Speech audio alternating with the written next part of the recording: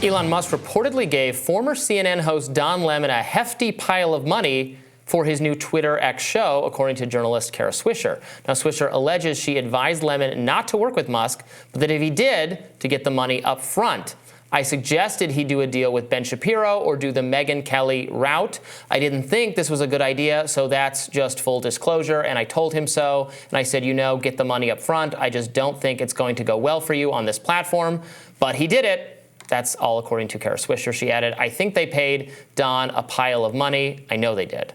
Last month, Don Lemon said he no longer watches or listens to corporate media after his ousting from CNN, and that instead he listens to Ben Shapiro's show and Piers Morgan Unhinged. The Intercept's Ken Klippenstein tweeted, gotta be a record time heel turn. Yeah, I mean, this is happening again and again. It seems like there are a lot of people who will readily accept that a person is liberal one day and conservative or independent the next day. There needs to be no evidence of someone's consistent beliefs. What seems like an obvious effort to money grab and chase an audience gets no real pushback, and people like Elon Musk, who are obviously offering this platform, seem to have no issue in terms of ideological integrity or consistency in saying, hey, these are our new bedfellows. Not just saying, here's someone I disagree with and I'm going to offer him a show. Right. But to say, no, how based that he's now saying he's a conservative, I believe this, let's go forward. Well, I don't know if he's saying he's a conservative. It sounds like he's saying, and this could be insincere, and time will tell based on the quality of the show, but that he's broadened his range of viewpoints he's consuming since leaving the CNN bubble. Maybe he would have fared better, actually, if he was, again, not agreeing necessarily with Megyn Kelly or Ben Shapiro type people, but even aware of the arguments that they are mustering, or understanding conservatives better. He was someone at CNN who was who actually frequently put down his or interrupted his colleagues when they were doing reporting on Trump, from we can't show our audience that's just lies, we shouldn't be covering this, yep. Which is why he didn't endear himself to anyone on the right. So I think people should approach whatever he's doing now with a lot of skepticism, but I don't hate the idea of Twitter, of X, to the extent it's making deals with people to get them onto the platform to produce content. Having a range of people with different backgrounds and different views would be good, and someone who once had an insider perspective and thus can expose how a mainstream workplace functions to delegitimize or discourage or put blinders on and prevent outside perspectives from prevailing could be interesting. Now, that is no endorsement necessarily of what's about to transpire. We have to give it some time. I don't know. Yeah, I mean, Don Lemon sat there for decades and was an establishment voice on that show. He participated in the Russiagate hysteria.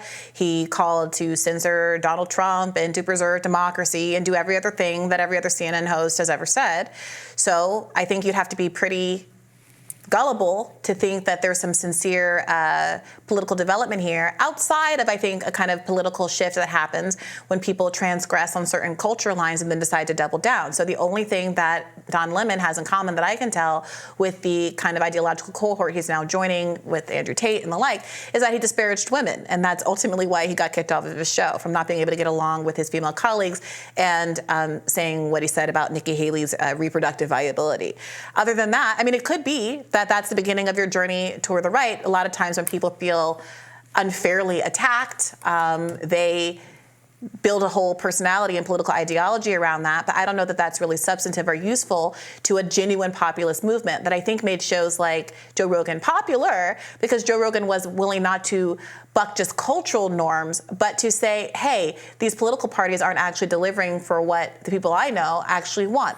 He liked Bernie Sanders because he understood that healthcare was a real crisis, at the same time that he was willing to make some other critiques about whether or not trans women should compete in MMA. It wasn't just culture wars. So I'm not especially optimistic about the quality of the programming that will come along with Don Lemon if the only reason now he's developed this new politics is because he got foisted out from CNN. Well, you're in good company. Megyn Kelly also said, I'm not rooting for him, and did a montage of all of his worst moments. Megyn Kelly also was not willing to rehabilitate Russell Brand after those accusations came out. So I don't think Don Lemon is going to get an immediate pass from, if his new audience is like, that same kind of right-wing or independent or populist, whatever the ecosystem is. Will they automatically embrace him? I doubt it. But if he has good content, and again, it would be useful to have like an insider perspective in how the sausage gets made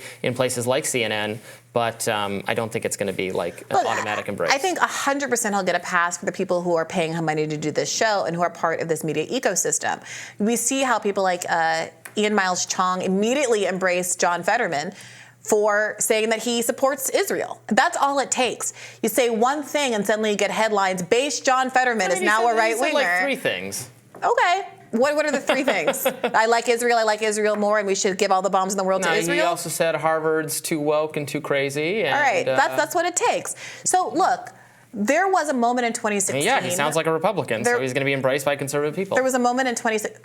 So you think it's normal to think Liz Cheney is great and liberal just because she thinks that Trump should have been impeached?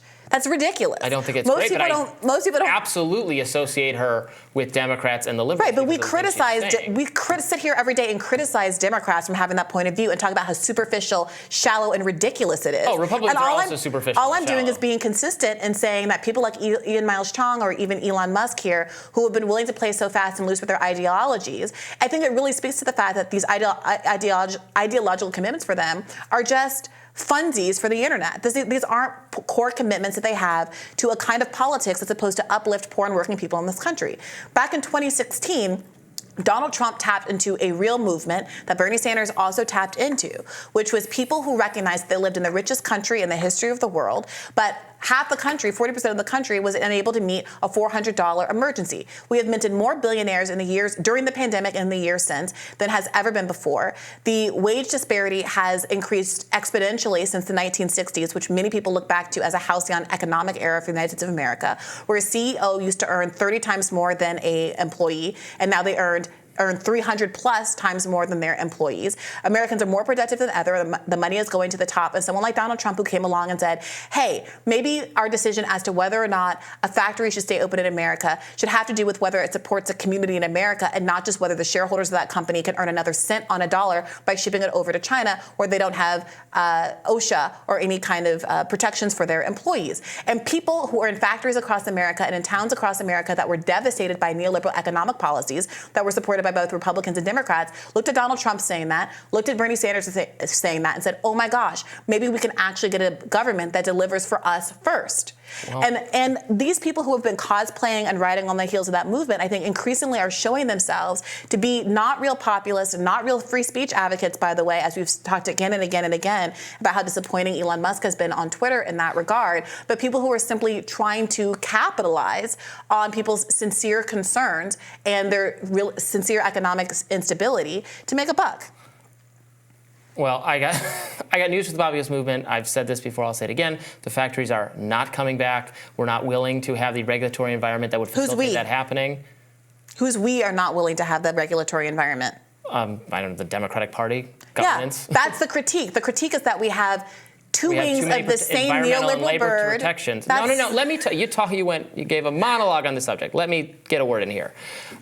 We have a regulatory climate that is hostile to business, free enterprise, and markets, and that is what is killing our economy. It is bipartisan in that both political figures of both parties do it and have been unable to grapple with the enormous administrative state, the enormous cost of doing business in this country, which is absolutely killing us. We can't If it is cheaper to make food and goods and technology elsewhere, we should do that. That's good for our economy. If you want to build, if it's cost effective to build the factories here, that's great, or elsewhere. It doesn't have to be in China. But the government makes it impossible to do that. That's just factually wrong, Robbie. No, it's 100% the question true. isn't whether it's cost effective to do it. It's if it's the most profitable for the shareholders of these companies. The question is whether or not you want it to if you maximize profit under capitalism. That is what we want. No, it's not. It's literally not. What we want. If you are a member of a community where you're still profiting, you don't want to end the jobs that are keeping your community We don't want to. The alive. government ends those jobs by making it impossible for the factory to continue business there. Robbie, the reason these jobs went overseas was for corporate profits, not because these profits. Because they that's made. Not true, Robbie. You can't require people to do business somewhere. If in some other country they say, here, you can do business here, they're going to move. You can structure our laws to prevent outshoring. You can have employee-owned businesses where instead that is socialism, wait a minute, and that is being rejected over and over again. It's literally socialism, and that is why that sounds good to you. The government comes in, tells you how to do your business, how much you can charge people, what the policies will be. The government micromanages it, and then we'll have a great economic success. If that sounds good to you, Bernie Sanders and Democrats like that are the right choice for you. Bernie Sanders if you correctly reject that as killing of our economy. Here's a lesson 101 that should have been learned a long time ago. Bernie Sanders is not a Democrat. He's an independent senator from Vermont. Second of all, the whole point of the appeal, as I'm arguing here, of Bernie Sanders is that he rejected the neoliberalism of both the Democratic Party and the Republican Party, who embrace the policies that Robby is advocating for right now, which said that it's more important for a billionaire shareholder to get a fraction of a cent more of profit on a dollar than to keep a business in America. Yes, it costs more to keep the business in America. That is why they send them overseas. But the question you should be asking is whether or not the business can still be profitable and have other downstream benefits, like keeping these industrial towns alive, not having the crisis of the opioid crisis being a scourge on our public, realizing that there are things that should be prioritized. The business people used to understand back in an early part of the golden era, the Gilded Age, through the mid part of the last century, that pure shareholder profit cannot be the only thing that's driving business decisions. And that is why so many people embrace the idea of employee ownership. If a group of employees decide that they personally would benefit from shipping a job overseas and they personally would get those profits, then they can make that kind of decision democratically if we have employee-owned businesses. However, if they have no agency there and it is just You're trying to strip them of agency. You're saying the government should have all the agency. What does a factory worker in Michigan have in terms of agency when some billionaire decides to move the factory to China? Or when the government raises the regulatory cost of keeping the factory there. It's the government problem.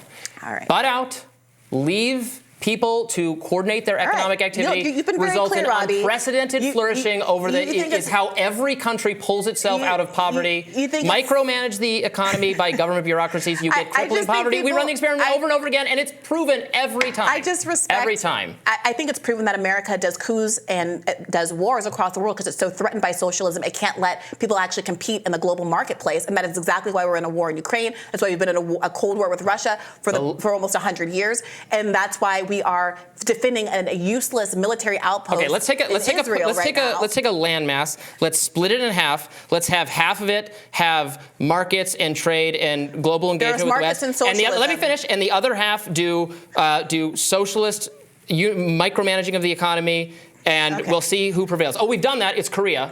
That is so. See what you like better. See where you'd rather live. That is so deeply absurd. This is an argument for employee ownership and not shipping jobs overseas. If you're a Trump person who thought it was a good thing to not vote for NAFTA-style policies to ship jobs overseas, I hate to break it to you, but you actually agree with me, and you don't agree with this policy that says it's a race to the bottom, and everyone, all you poor working class people who literally built this country, who are from Michigan, cities like Detroit that you are from, they deserve their lot because at the end of the day, some billionaire deserves to buy a new yacht. I did not say they deserve their lot. I said the government screwed them.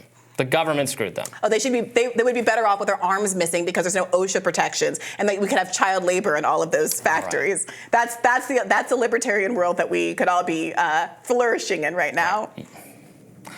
That does it for us for today, and with a spicy debate. We haven't had one of those in a while. Tomorrow on Rising, we will be nice and warm and at home, while Amber Duke and Jessica Burbank will brave the cold to deliver all of these spicy hot takes straight to your feed. You don't want to miss it. Be sure to like, share, and subscribe so you never miss any content. And for those of you who like to listen while on the go, we're now available anywhere you listen to podcasts. Take care.